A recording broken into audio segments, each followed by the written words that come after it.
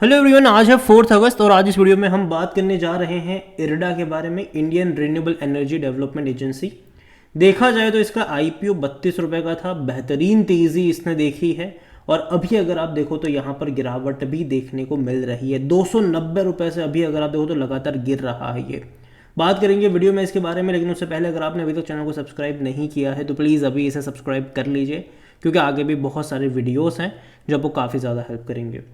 तो इरडा में अभी भी एक महीने में 14% की तेज़ी, हालांकि 220 से ऐसा भागा। देखो, जब तेज़ी आती है ना तो एकदम से बहुत बड़ी तेज़ी आ जाती है यहाँ पर, लेकिन जब प्रॉफिट टेकिंग की बारी आती है तो लंबे समय तक कंसोलिडेट भी करता है और वो गिरावट भी दिखाता है। अगर आप एक साल का ग्राफ देखो तो हालांकि इसका जो आईपीओ है वो एक साल पुरानी लिस्टिंग नहीं है इसकी, पिछले साल नवंबर में ये इसका आईपीओ आया था। 32 रुपये का भाव था, 50 रुपये पर ओपन हुआ था, एंड ऑफ द डे 60 रुपये पर क्लोज हुआ था। एक बेहतरीन तेज़ी देखी ज़रूर थी, 200 रुपये से ऊपर गया था, बाद में लंबी गिरावट भी यहाँ पर देखने को मिली और शेयर टूट कर 120 रुपये पर भी गया था। फिर तेज़ी दिखाई, कंसोलिडेट किया, बड़ी रफ्तार दिखाई, अब वापस से यहाँ से कंसोलिडेट करने का टाइम आ चुका है। वापस से ये थोड़ी बहुत ही सही लेकिन गिरावट दिखा रहा है। वैल्यूएशन के हिसाब से भी देखें तो थोड़ा सा महंगा ज़रूर है ये। अगर हम यहाँ पर वॉल्यूम देखें तो फ्राइडे को तकरीबन 1.5 करोड़ के आसपास के शेयर यहाँ पर ट्रेड होते नज़र भी आए थे। 310 रुपये का लेवल भी छू चुका है ये इंट्राडे का, 310 रुपये का लेवल, और वहीं से गिरकर अभी आया है ये तकरीबन 255 के आसपास, अभी उसी लेवल से गिरकर नीचे की तरफ आया है। तो ऑलमोस्ट कह सकते हैं कि उस लेवल से अब तक कंपेयर करें तो 18 से 20% का करेक्शन देखने को मिल चुका है यहाँ पर। मार्केट कैप इसका 68,000 करोड़ के आसपास देखने को मिल रहा है। कंपनी को लेकर अगर बात करी जाए तो according to Moneycontrol user 100% लोग कह रहे खरीदारी करो, बेचने की बात कोई नहीं कर। देखो, ये वो लेवल है जहाँ पर बाइंग तो भैया रिस्की है, ठीक है। हालांकि जब इसने 200 रुपये का लेवल क्रॉस करा था तभी मुझे ये महंगा लग रहा था, ठीक है, और तभी मैंने कहा था कि खरीदारी के मौके नहीं है। हालांकि उसके बाद 300 रुपये के भी लेवल ये दिखा चुका है, तो डेफिनेटली यहाँ पर अभी सेंटीमेंट बहुत ही प्योर तरीके से काम कर रहा है। हालांकि मेरी बाइंग रिकमेंडेशन यहाँ पर तब थी जब इसका आईपीओ आया था, जब आपको 100 रुपये के नीचे मिल रहा था, जब आपको 200 रुपये के नीचे भी मिल रहा था, तब डेफिनेटली मेरा जो रवैया था वो तो पॉजिटिव था इस कंपनी को लेकर। मैंने कहा था कि लॉन्ग टर्म का गेम आपको यहाँ पर खेलना चाहिए, और मैं अभी भी अपने उसी स्टेटमेंट पर कायम हूँ। लेकिन जहाँ तक बात आती है फ्रेश बाइंग की, एग्जिस्टिंग प्राइस जो है वो डेफिनेटली थोड़ा सा महंगा है। इवन जब ये 290 पर भी गया था तभी मैंने इसको वीडियो बनाकर कहा भी था कि महंगा लग रहा है ये। यहाँ से रिवॉर्ड बहुत कम है, रिस्क बहुत ज़्यादा है, और यही वजह है कि इस लेवल पर एंट्री करना मुश्किल है। और जहाँ तक इनके डिविडेंड्स के बारे में अगर हम बात करने जाए तो देखिए, इनकी रिसेंट लिस्टिंग हुई है लेकिन अभी तक डिविडेंड कोई पे नहीं करा है इसने। हालांकि एक साल हुआ नहीं है इसकी लिस्टिंग को, लेकिन डिविडेंड अभी भी इन्होंने पे नहीं करा है। जनरली मैं एक्सपेक्ट करता हूँ कि शायद पे कर देगा इस साल के एंड में, क्योंकि देखो प्रॉफिटेबल कंपनी है, सरकारी कंपनी है, और जो सरकारी कंपनी पैसा कमाती है वो डिविडेंड भी अच्छा खासा पे ज़रूर करती है। तो मुझे लगता है कि शायद डिविडेंड की अनाउंसमेंट हो सकती है जब इनके नेक्स्ट क्वार्टर के नंबर आएंगे, सितंबर के जब नंबर्स आएंगे, तो शायद उसके साथ साथ डिविडेंड की भी आपको अनाउंसमेंट यहाँ पर देखने को मिल जाए, या फिर दिसंबर में। ये देखते हैं कि क्या होगा यहाँ पर, लेकिन चांसेस ज़रूर है यहाँ पर कि ये होता हुआ नज़र आ सकता है। कंपनी अगर आप देखो तो रेवेन्यू बेहतरीन तरीके से ग्रोथ आए थे 2024 में, इवन प्रॉफिट अगर आप देखो तो वो उससे ज़्यादा बढ़े हैं, जो कि अच्छी बात है। लगातार अगर आप इनका एनुअल प्रॉफिट देखो तो शानदार तरीके से आगे बढ़ रहा है। और कंपनी की अगर आप वेबसाइट पे जाओगे देखो, इनका लोन पोर्टफोलियो देखो तो वो भी लगातार बढ़ रहा है।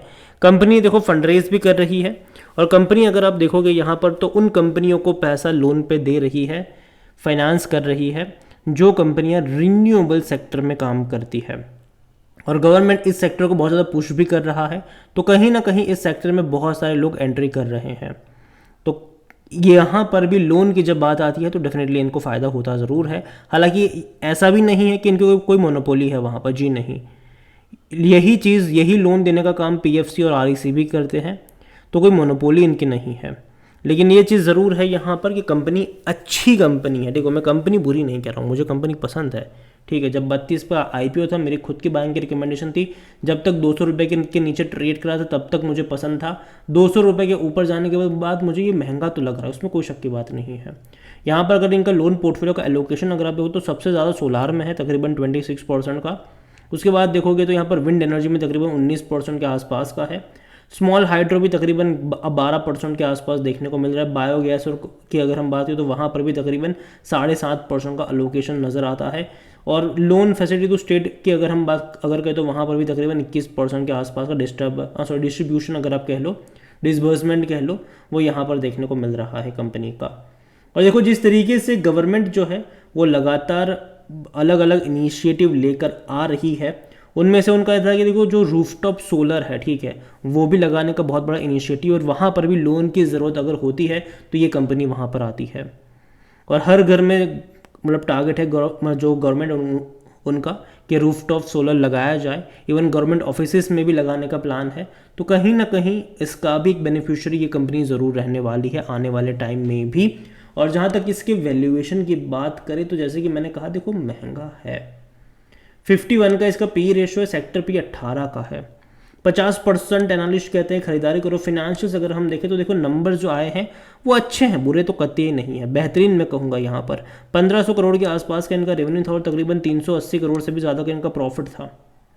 लेकिन फिर भी वैल्यूएशन महंगे हैं, ठीक है, अच्छे नंबर से, लेकिन आने वाले टाइम में और अच्छे नंबर आने की उम्मीदें ज़्यादा है, क्योंकि अगर आप देखोगे तो और भी सारा जो पैसा है वो इन्होंने रेज करा है पिछले कुछ टाइम में और आगे और करने वाले हैं। रेवेन्यू में लगातार तेज़ी हम क्वार्टर ऑन क्वार्टर और ईयर ऑन ईयर बेस पे देख रहे हैं। प्रॉफिट अगर आप देखोगे तो यहाँ पर अच्छा खासा ग्रोथ प्रॉफिट में भी आया था। हालांकि मार्च क्वार्टर में प्रॉफिट उतने अच्छे नहीं थे, लेकिन जून में प्रॉफिट अच्छे हमें देखने को मिले, जो कि अच्छी बात है। यहाँ पर शेयर होल्डिंग को लेकर देखें तो जो प्रमोटर है उनकी होल्डिंग 75% की है। प्रमोटर कौन है? गवर्नमेंट है, यहाँ पर सरकारी कंपनी है ये। और लगातार लिस्टिंग से लेकर अब तक इंस्टीट्यूशन से बिकवाली करते नजर आए हैं।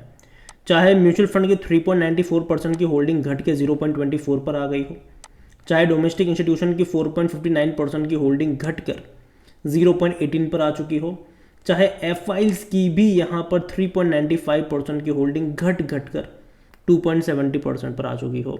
तो बिकवाली यहाँ पर ज़्यादातर हमें देखने को मिल रही है बड़े इंस्टीट्यूशंस की तरफ से।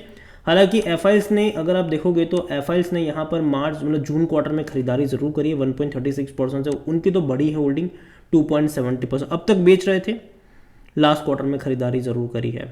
लेकिन रिटेल इन्वेस्टर ही यहाँ पर लगातार खरीदारी कर रहा है। रिटेल इन्वेस्टर अगर आप देखो तो पहले यहाँ पर 12% पे था और अदर पार्टीज यहाँ पर सिर्फ 0.11% पे थी। आज अदर पार्टीज 3.27% पर और जो रिटेल इन्वेस्टर वो 18% से भी ज़्यादा पर पहुँच चुके हैं। तो जो भी बड़े इंस्टीट्यूशंस ने बेचा है वो रिटेल इन्वेस्टर ने यहाँ पर खरीदा है, जो कि अच्छा साइन नहीं है। देखिए ओवरऑल मैं इरडा को लेकर अगर देखूँ तो इसका ग्राफ एक चीज़ क्लियरली शो करता है कि तेज़ी एक झटके में जब बड़ी आएगी तो लंबी गिरावट के साथ बाद में कंसोलिडेट भी करेगा। तो यहाँ पर तेज़ी डेफिनेटली बहुत अच्छी आई थी, 175 रुपये से 310 रुपये के लेवल पर चला गया था। अब करेक्शन शुरू हुआ है और करेक्शन ऑलरेडी 18% तो हम देख चुके हैं। इंट्रा डे हाई 310 रुपये से अगर मैं कंपेयर करता हूँ तो ऑलरेडी ये 18% का जो करेक्शन है वो दिखा चुका है। लेकिन अगर आने वाले टाइम में यहाँ पर और ज़्यादा करेक्शन एक्सपेक्टेड रहेंगे, क्योंकि जब भी गिरावट आती है तो ये 15-20% पर रुकता नहीं है, ये कुछ ज़्यादा ही डीप करेक्शन दिखाते हैं। तो यहाँ पर मुझे लगता है कि अगर और 15-20% का करेक्शन यहाँ पर और पॉसिबल हो सकता है। अगेन ये मेरा मानना है, कोई रिकमेंडेशन ये कतई नहीं है। वीडियो को यहीं पे एंड करता हूँ। पसंद आया हो तो लाइक करो, शेयर करो, चैनल पर अगर आप पहली बार हैं तो प्लीज़ सब्सक्राइब करें। और इरडा के बारे में आप क्या सोचते हैं वो भी आप मुझे कमेंट में लिख कर बता सकते हैं। Thank you.